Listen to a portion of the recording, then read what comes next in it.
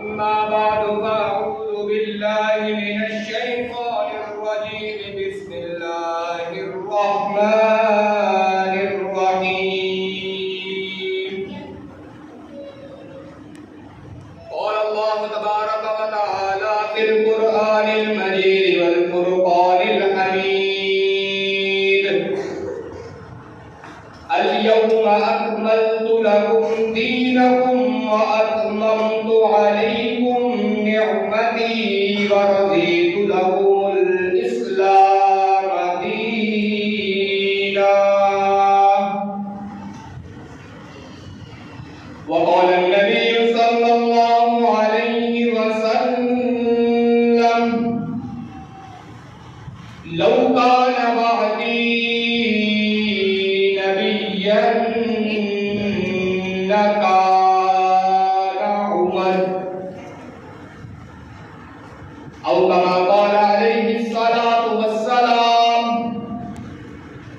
صدق الله ومولانا العظيم وصدق رسوله النبي الكريم. یہی مسجد، یہی کعبہ، یہی گلزار جنت ہے. یہی مسجد، یہی کعبہ، یہی گلزار جنت ہے. چلے آؤ مسلمانوں، یہی تخت محمد ہے. ہم روک رہے ہیں باطل کو، کوئی آئے ہمارے ساتھ چلے. ہم روک رہے ہیں باطل کو، کوئی آئے ہمارے ساتھ چلے. یہ رستہ جنت جاتا ہے، کوئی آئے ہمارے ساتھ چلے. کسی فرعون کو مشکل کشا کہہ دوں یہ مشکل ہے. کسی فرعون کو مشکل کشا کہہ دوں یہ مشکل ہے. کسی دجال کو نبی کہہ دوں یہ مشکل ہے. مجھے زنجیر پہنا دو، مجھے سولی پہ لٹکا دو، مگر میں رہزنوں کو رہنما کہہ دوں یہ مشکل ہے. اگر اظہار استبداد کے معنی بغاوت ہے، اگر مظلوم کی فریاد کے معنی بغاوت ہے، تو پھر میں ایک باغی ہوں. میرا مسلک بغاوت ہے، میرا مذہب بغاوت ہے، میرا مشرب بغاوت ہے. میرے واجب الاحترام دوستوں اور بزرگوں اور سامعین گرامی قدر احباب، آج کے جمعے کا موضوع ختم نبوت کے عنوان سے مانمن ہے. یہ جمعے کا دن بھی بڑا مبارک دن ہے، اور جمعے کے دن کا جو موضوع کا انتخاب کیا گیا ہے یہ موضوع بھی بڑا مبارک ہے. آپ حضرات کے سامنے 3 باتوں کو ذکر کروں گا. نمبر 1، ختم نبوت کا مطلب اور معنی. نمبر 2، ختم نبوت کی اہمیت. اور نمبر 3، ختم نبوت کے جلسے اور جلوس یہ کیوں ضروری ہے. ان 3 باتوں کا ذکر کر کے پھر انشاءاللہ اجازت چاہوں گا. سب سے پہلے ختم نبوت کا معنی اور ختم نبوت کا مطلب کیا ہے، اس بات کو ذہن میں رکھنا انتہائی ضروری ہے. کیونکہ آج کل ایک فتنہ جنم لے چکا ہے، لے رہا نہیں. 1901 کے اندر ایک فتنے نے جنم لیا جس کا نام مرزا غلام احمد قادیانی ملعون ہے. اس نے دعوی نبوت کر کے مسلمانوں کے اندر سے ایمان کو نکالنا چاہا. جس کے اندر سے ایمان کی کمزوری تھی اس کے اندر سے ایمان نکل گیا. جس کے اندر کا ایمان مضبوط تھا اس کے اندر سے ایمان نہیں نکلا. آئیے آپ حضرات کے ایمان کو بھی مضبوط کرنا چاہتا ہوں. آپ کے ایمان کو مضبوط کرنے کے لیے سب سے پہلے ختم نبوت کی تعریف کو سمجھیے. ختم نبوت کی تعریف ہے کیا؟ آج کل ہمارے معاشرے کے اندر جو ختم نبوت کی تعریف کی جاتی ہے وہ یہ کی جاتی ہے کہ حضور صلی اللہ علیہ وسلم اللہ کے آخری نبی ہے. اب آپ کے بعد کوئی نبی نہیں آئے گا. تعریف صحیح ہے لیکن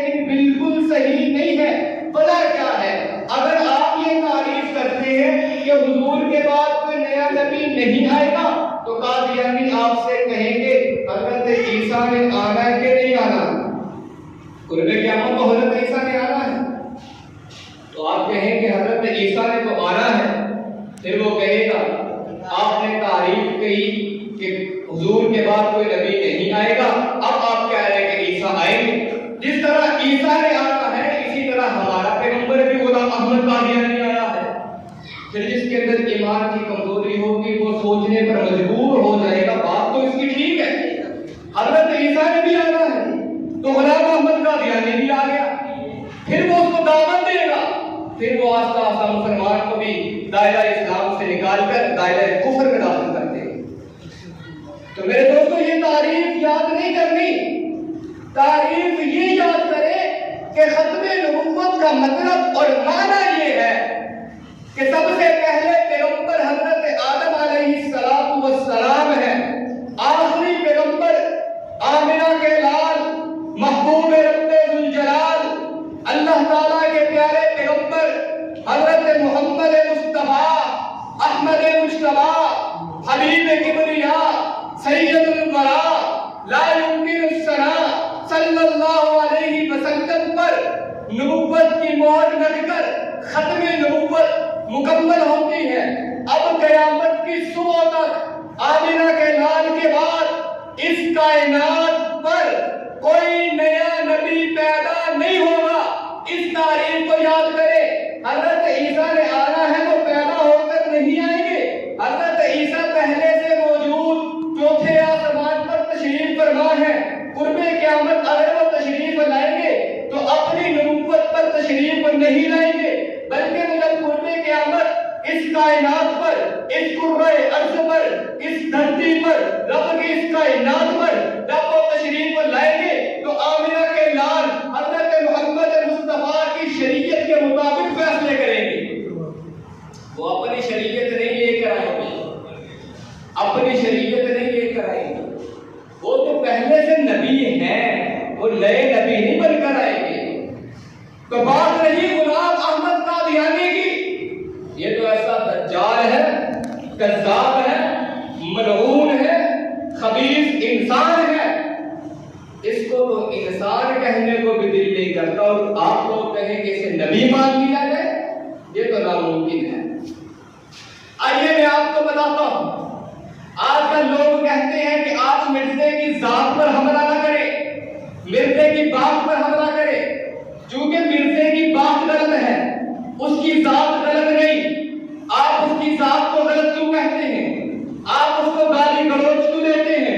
اس کی بات غلط ہے، اس نے دعویٰ نبوت کیا، یہ اس کی بات غلط۔ آج میں تمہیں بتاتا ہوں، آمنہ کے لال نے 40 سال تک نبوت کا اعلان نہیں کیا، 40 سال حضرت محمد مصطفیٰ نے اپنے آپ کو ثابت کرایا کہ میں سچا ہوں، امانت دار ہوں، دیانت دار ہوں، سچ بولنے والا ہوں، جھوٹ سے پرہیز کرتا ہوں، نمازی پرہیزی ہوں، کبھی کسی کا دل نہیں دکھاتا۔ آمنہ کے لال نے 40 سال تک نبوت کا اعلان نہیں کیا۔ آمنہ کے لال ایک پہاڑ کی چوٹی پر چڑھتے ہیں جسے فرعون کی چوٹی کہا جاتا ہے، اس چوٹی پر چڑھ کر حضرت محمد اعلان کرتے ہیں، او مکہ کے لوگوں بتاؤ تو صحیح تو نے مجھے کیسا پایا ہے۔ اب حضرت محمد نے اپنی ذات کو پیش کیا، بات کو پیش نہیں کیا۔ سارے مکے کے لوگوں نے مل کر کہا کہ آمنہ کے لال ہم نے آپ کو سچا پایا، آمنا وصدقنا، ہم نے آپ کو امانت والا پایا، ہم نے آپ کو سچا پایا۔ پھر حضور نے اپنی بات کو پیش کیا، قولوا لا الہ الا اللہ تفلحون، پھر تم کلمہ پڑھو اور کامیاب ہو جاؤ۔ پہلے ذات کو پیش کیا، پھر بات کو پیش کیا۔ تو جب قادیانی ملعون کی ذات کو دیکھے، اس کی تو ذات کے اندر ہی گند بھرا ہوا ہے، نامحرم عورتوں سے تعلق، 100 بیماریوں کا وہ تورا، جس کے جیسے تورے کے اندر گند بھر دیا جائے نا، بالکل اسی طرح مرزا ملعون کے جسم کے اندر بھی گند بھرا ہوا ایسا ملعون ہے۔ یہ پیدا تو 1860 غالباً 60 یا 70 میں پیدا ہوا۔ سب سے پہلے انگریز نے اس کو کہا کہ تو دعویٰ کر کے تو امام مہدی ہے۔ اس نے دعویٰ کیا کہ میں امام مہدی ہوں۔ उस वक्त के उलमाए किराम खड़े हुए, फरमाया कि तो इमाम महदी कैसे हो सकता है? इमाम महदी के वालिद का नाम अब्दुल्ला होगा, वालिदा का नाम आमिरा होगा, हुजूर की नस्ल से होंगे, ना तो हुजूर की नस्ल से, ना तेरे वालिद का नाम अब्दुल्ला, ना तेरी वालिदा का नाम आमिरा। वहां पर उसे खामोश कराया। अंग्रेज ने कहा मिर्जा अभी तू बैठ जा, कुछ दिन सब्र कर। उसने कुछ दिन सब्र किया। अंग्रेज ने कहा अब तू दावा कर कि तू ईसा इब्न मरियम है। उसने दावा कर दिया कि मैं ईसा इब्न मरियम हूँ। लोगों ने उसे फिर रोक दिया कि तू ईसा कैसे हो सकता है? ईसा को अल्लाह ने चौथे आसमान पर उठा लिया, तू ईसा कैसे हो सकता है? ईसा को अल्लाह ने नबूवत दी है, तू ईसा कैसे हो सकता है? ईसा तो आसमानों पर जिंदा मौजूद है, तू ईसा कैसे हो सकता है? ईसा को अल्लाह ने कुर्बे क़यामत भेजकर दिमिश्क की मस्जिद पर मेहराब के मिंबर पर भेजना है। इमाम महदी सब पर खड़े होंगे, मुसल्ले पर खड़े होंगे, पीछे से हजरत ईसा तशरीफ ले आएंगे। इमाम महदी मुसल्ले से पीछे हटने की कोशिश करेंगे। इस हजरत ईसा से कहेंगे ईसा आप आइए नमाज करा दीजिए, फजर की नमाज का वक्त होगा। ईसा कहेंगे इमाम महदी तू नमाज फजर की पढ़ा दे।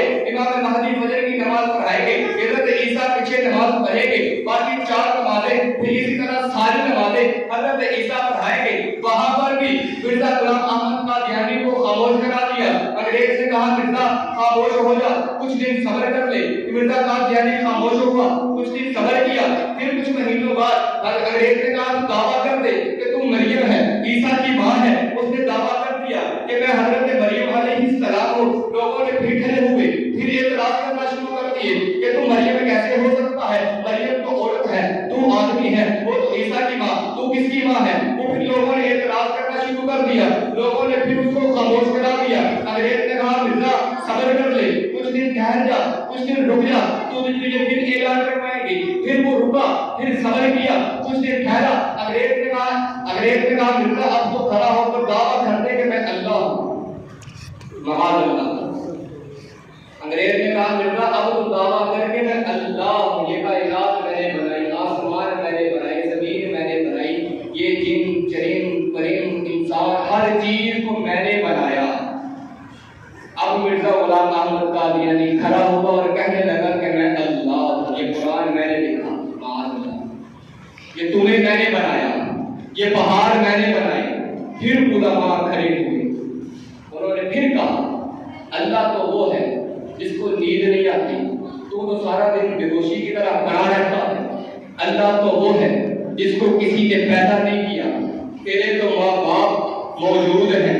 अल्लाह तो वो है जो वहदहू ला शरीक है, तेरे अंदर तो कोई ऐसी सिफ्त नजर नहीं आती जैसी सिफ्त अल्लाह की हो। अब उलमाए किराम ने फिर मिर्जा को बिठाया।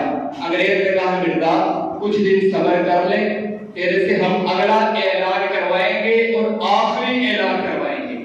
ये अंग्रेज की औलाद है मिर्जा गुलाम अहमद कादियानी। फिर 1901 के अंदर अंग्रेज ने कहा मिर्जा खड़ा हो, अब ऐलान करके तो मोहम्मद रसूलुल्लाह है। फिर वो खड़ा हो और उसने दावा नबुव्वत किया 1901 के अंदर। कहने लगा कि मैं आमिना का लाल हूँ, अब्दुल्ला का दुर्र यतीम हूँ। लोगों ने फिर एतराज किया। कहता है सुनो, मोहम्मद रसूलुल्लाह 2 मरतबा तशरीफ लाए हैं, एक मरतबा आमिना के लाल के घर, एक मरतबा कादियान में मुझे गुलाम अहमद कादियानी की शक्ल। ऐसा मलऊन और खंजीर इंसान है कि दावा नबुव्वत करके मोहम्मद रसूलुल्लाह की तौहीन करने के लिए आ गया। फिर उसके पैरोकार बनना शुरू हुए, जिसने उसकी नबुव्वत पर एतमाद कर दिया, उसको नबी मान लिया। वजह क्या थी? उस वक्त के लोगों के अंदर ये शऊर नहीं था, वो तरफ ही नहीं थी कि हम खत्मे नबुव्वत की तारीफ तो कम से कम याद कर ले, हम हुजूर से मोहब्बत तो कर ले, उसकी नबुव्वत पर एतमाद ले जाए। फिर उसने कहा कि मेरे पास एक फरिश्ता आता है तो मुझे वही पहुंचाता है। उस फरिश्ते का नाम क्या है? टीटी। अब इसकी हराम कहानियां सुने। कहने लगा मेरे पास एक फरिश्ता आता है जिसका नाम टीटी है, वो मुझे वही भेजता है। जो मेरी बीवियां हैं वो उम्महातुल मुमिनीन हैं, जो मेरे साथी हैं वो सहाबा किराम हैं, जो मेरी बेटियां हैं वो सैयदुन निसा हैं। उसने अपने घर वालों को اہل بیت کے دروازے مان لیا، لوگوں نے اس کی موت کو ماننا شروع کر دیا، کچھ لوگ اس کی طرف، کچھ لوگ مسلمان رہے، کچھ کافر بن چکے۔ 1901 کی تحریک چلتی آ رہی، آج 2023 ہے، ابھی تک لوگ قادیانی کی تحریک کو لے کر چل رہے ہیں۔ آپ کے پاکستان کے اندر، آپ میرے سامنے بزرگ بیٹھے ہیں، آپ کو زیادہ معلوم ہوگا، آج سے تقریباً 50-60 سال پہلے مسلمان اپنی عبادت گاہ میں صحیح طرح عبادت نہیں کر سکتے تھے۔ قادیانی کھلم کھلا عبادت بھی کرتے تھے، اپنے لٹریچر کو تقسیم بھی کرتے تھے، لوگوں کے دل سے لوگوں کے دل سے ایمان کو نکال کر کفر کو بڑھتے تھے۔ میرے دوستوں، میرے بزرگوں، علماء کرام نے محنت کی، علماء کرام نے دو کی، علماء کرام نے اپنی مشقت اور محنت سے آپ کے پاکستان کے آئین کے اندر اس بات کو شامل کر دیا کہ قادیانی اپنی عبادت گاہ کو مسجد نہیں کہہ سکتے۔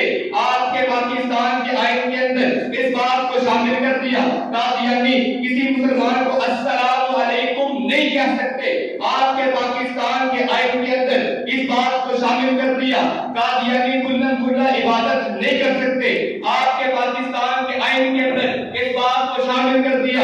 آپ کو یہ معلوم ہونا چاہیے، اگر آپ کسی قادیانی کو اپنے محلے میں دیکھیں، فوراً پرچہ کراؤ۔ کسی قادیانی کو کسی مسلمان سے سلام کرتا دیکھے، فوراً پرچہ کراؤ۔ کسی مسلمان کو کوئی مسجد بناتے دیکھے، فوراً پرچہ کراؤ۔ میرے دوستوں، میرے بزرگوں، یہ آپ کا کام نہیں ہے، یہ میرا مسئلہ نہیں ہے، آپ کا مسئلہ نہیں ہے، میرے باپ دادا کا مسئلہ نہیں ہے، میرے عزیز و اقارب کا مسئلہ نہیں ہے، میری جائیداد کا مسئلہ نہیں ہے، بلکہ محمد عربی کی وفا کا مسئلہ ہے۔ میرے دوستوں، میرے بزرگوں، کون محمد جس نے راتوں کو سجدوں کو لمبا کیا، اپنی امت کے لیے لمبا کیا؟ کون محمد کہ جب موت کا وقت قریب آتا ہے، حضرت جبرائیل روح کو قبض کرنے آتے ہیں، اس وقت میرا محمد کہتا ہے میری جو جتنی تکلیف ہوگی وہ میں برداشت کر لوں گا، لیکن میری امت کو تکلیف نہ دینا۔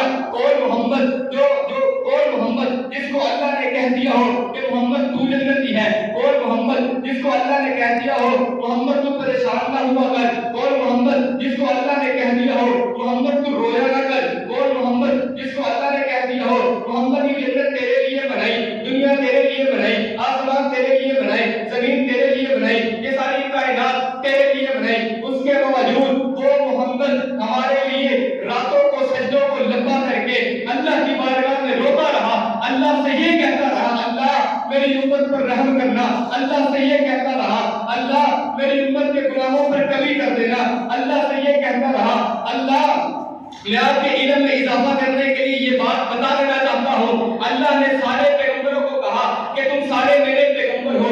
اللہ نے آدم کو کہا آدم تو ایک دعا لے، وہ دعا مانگ، میں تیری دعا کو قبول کروں گا۔ حضرت آدم نے دعا مانگی، اللہ نے قبول کر لی۔ اللہ نے عیسیٰ سے کہا عیسیٰ تو یہ دعا مانگے گا، میں تیری دعا قبول کروں گا۔ عیسیٰ نے دعا مانگی، اللہ نے قبول کر لی۔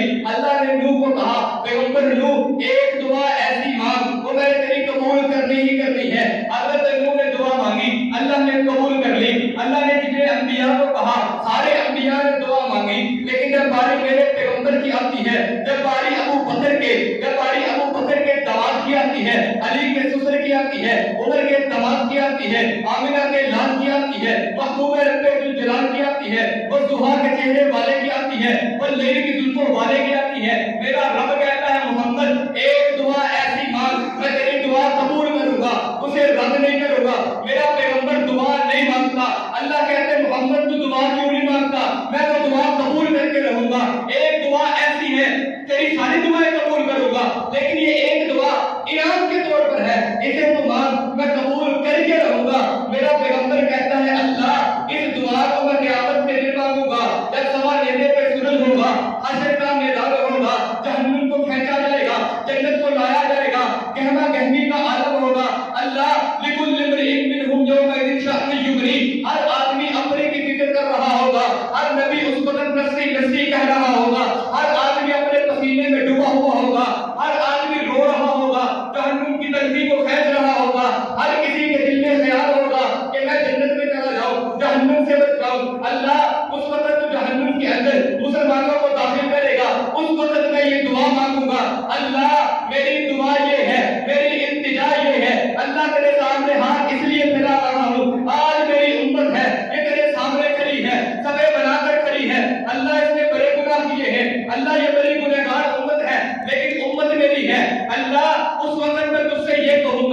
اللہ تو نے دنیا کے اندر مجھے کہا تھا کہ محمد تو دعا مانگے گا میں تیری دعا قبول کروں گا. اللہ میں نے دنیا میں دعا نہیں مانگی, آج مجھ سے دعا مانگتا ہوں میری امت کو بخش دے. اس وقت اللہ کے محبوب کہیں کہ میری امت کو بخش دے. میرا پیغمبر ہمارے لیے روتا ہے, ہم اپنے پیغمبر کے لیے کیا کر رہے ہیں؟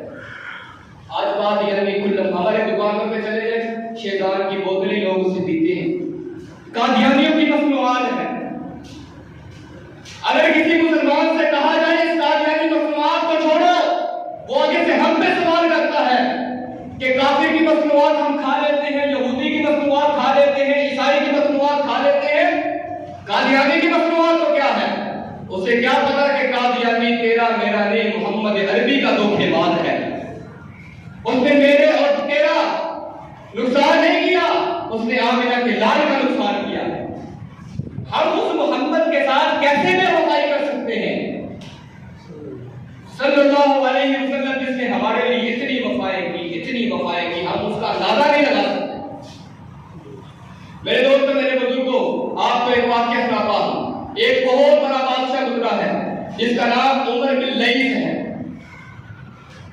وہ بادشاہ مر گیا, کسی کو خواب کے اندر زیارت ہوئی, کہنے لگا کہ عمر بتائیے آپ کے ساتھ قبر کے اندر کیا معاملہ پیش آیا؟ کہنے لگا خدا کی قسم ہے نہ میرے سے سوال ہوئے, نہ میرے پہ تلخیاں ہوئی, نہ میرے پہ عذاب ہوا. کہنے لگے اللہ نے تیری نمازوں کو قبول کیا؟ کہنے لگا نہیں, نہ تو اللہ نے میری نمازوں کو قبول کیا, نہ میرے روزوں کو قبول کیا, نہ میری زکات فطرات عطیات کو قبول کیا, نہ میرے صدقات کو قبول کیا, نہ میری مسجد و مدرسوں کو قبول کیا. اللہ نے میرے حج کو قبول نہیں کیا, عمرے کو قبول نہیں کیا, اللہ نے میری صحابت کو قبول نہیں کیا, اللہ نے میری کسی ایک چیز کو قبول نہیں کیا. وہ زیارت کرنے والا آدمی کہتا ہے عمر بادشاہ سلامت, یہ بتائیے آپ مر چکے ہیں, نہ آپ کی نمازیں قبول, نہ آپ کے حج قبول, نہ آپ کے روزے قبول, آپ کی کوئی چیز قبول نہیں ہے, پھر آپ کو قبر کے اندر عذاب کیوں نہیں ہوا, قبر کے اندر سوال کیوں نہیں ہوئے, آپ تو جنت کے اندر سیر و تفریح کر رہے ہیں. وہ کہنے لگا سنو, یہ صبح اٹھ کر لوگوں کو بتا دینا کہ میں عمر جب دنیا کے اندر زندہ تھا, میں ایک دفعہ اپنے محل سے باہر آیا, میں نے اپنی فوج کو دیکھا, میری فوج مجھے بڑی خوبصورت لگی, میرے دل میں خیال آیا, منہ میں نہیں آیا, میرے دل میں خیال آیا کاش محمد عربی کا زمانہ ہوتا, محمد عربی جنگ کے لیے جاتے, میں اپنی فوج کو محمد عربی کے ساتھ جنگ کے لیے روانہ کر دیتا. آج میں قبر کے اندر گیا ہوں, فرشتے سوال کرنے آئے, اللہ نے کہا فرشتوں اس کے ساتھ سوال نہیں کرنا, اس کو عذاب نہیں دینا, یہ وہ عمر ہے جس نے دنیا کے اندر میرے محمد کے ساتھ وفا کا سوچا تھا. وفا کی نہیں, وفا کا سوچا, اللہ نے عمر بن لیث کی بخشش کر دی. آج ہمارے پاس کیا ہے؟ ہم کہیں کہ ہم نمازوں کے بدلے جنت میں چلے جائیں گے, کبھی بھی نہیں جا سکتے. ہماری نمازیں دکھاوے کی, روزے دکھاوے کی, صدقے دکھاوت کی, ہم مسجد کے اندر اینٹ لگاتے ہیں دکھاوے کے لیے, ہم جنت میں کیسے جائیں؟ میرے دوستوں, میرے بزرگوں, سید عطا اللہ شاہ بخاری رحمۃ اللہ کا دور زمانہ ہے. اس وقت ایک راجپال زنجیر کا بچہ, وہ راجپال کتاب لکھتا ہے جس کا نام رنگیلا رسول بناتا ہے, محمد عربی کی شان میں گستاخی کرتا ہے. سید عطا اللہ شاہ بخاری بڑے مجمع کے اندر اعلان کرتے ہیں, اے لوگوں, یا تو وہ کتاب لکھنے والا موجود نہ ہو, یا وہ راجپال بدتمیز انسان اس کی زبان سے محمد عربی کے بارے میں گستاخی کرنے والے الفاظ یا تو اس کا منہ بند ہو جائے یا ہمارے کان بند ہو جائے. مطلب یہ تھا یا اسے مار دو یا خود مر جاؤ. اس بھرے مجمع کے اندر ایک 22 سال کا نوجوان بھی موجود تھا جسے لوگ غازی علم الدین شہید کے نام سے جانتے ہیں. اس نوجوان نے ساتھ والے بزرگ سے پوچھا, پاپا جی یہ سید عطا اللہ شاہ بخاری کیا کہہ رہے ہیں؟ وہ پاپا جی کہنے لگے, سید عطا اللہ شاہ بخاری کہتے ہیں کہ اس راجپال کو قتل کر دیا جائے جس نے محمد عربی کی شان میں گستاخی کی ہے. وہ غازی علم الدین شہید اپنے گھر میں جاتا ہے, اپنی ماں سے الوداعی سلام کرتا ہے, اماں جان اب میری اور تیری ملاقات جنت میں ہوگی. اس کی ماں کہتی ہے بیٹا ابھی تیری شادی ہے, میں نے تیری شادی دیکھ لی ہے, تیرے بچوں کے ساتھ کھیلنا ہے. وہ غازی کہتا ہے اماں محمد عربی کے ساتھ وفا کا مسئلہ ہے, میرے پیغمبر کی عقیدت کا مسئلہ ہے. غازی علم الدین شہید اپنے گھر سے کھنجر کو اٹھاتا ہے, اس کے اوپر زہر کو لگاتا ہے, راجپال کی دکان پہ چلا جاتا ہے,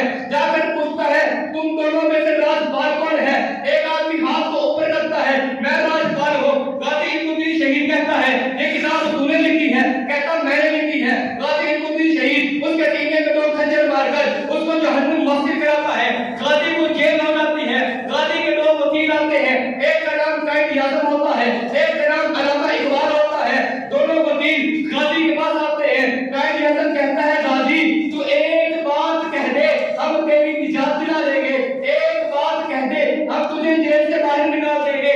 غازی کہنے لگا وہ کیا بات ہے؟ قائد اعظم کہتا ہے غازی تو ایک بار کہہ دے یہ کام میں نے ہوش میں نہیں کیا۔ غازی کہتا ہے قائد اعظم کیا بات کرتے ہو؟ رب کعبہ کی قسم ہے اس کائنات کے اندر میری جتنی عمر گزری ہے میں نے اپنی ساری عمر بے ہوشی میں گزاری، یہ ایک ہی کام ہے جو میں نے ہوش میں کیا۔ کہتا ہے قائد اعظم کیا بات کرتے ہو؟ جب سے مجھے جیل ہوئی ہے محمد عربی کی زیارت ہو گئی۔ حضور فرماتے ہیں غازی جلدی میرے پاس آ، اور تو کہتا ہے میں کہہ دوں میں نے ہوش میں نہیں کیا۔ اس جیلر کا کہنا یہ تھا کہ رب کعبہ کی قسم ہے روزانہ رات کو ایک سفید روشنی غازی کی کوٹری سے لے کر آسمانوں پر جاتی ہے، روزانہ محمد عربی کی زیارت ہے، دسترخوان لگا ہے، ابو بکر بیٹھے ہیں، عمر بیٹھے ہیں، عثمان بیٹھے ہیں، علی بیٹھے ہیں۔ حضور کہتے ہیں غازی تو بھی آ رہا ہمارے ساتھ بیٹھ کے کھانا تو کھا۔ تو غازی کہتا ہے میں کیسے کہہ دوں یہ کام میں نے ہوش میں نہیں کیا۔ آخری بات کر کے انشاءاللہ اجازت ہے۔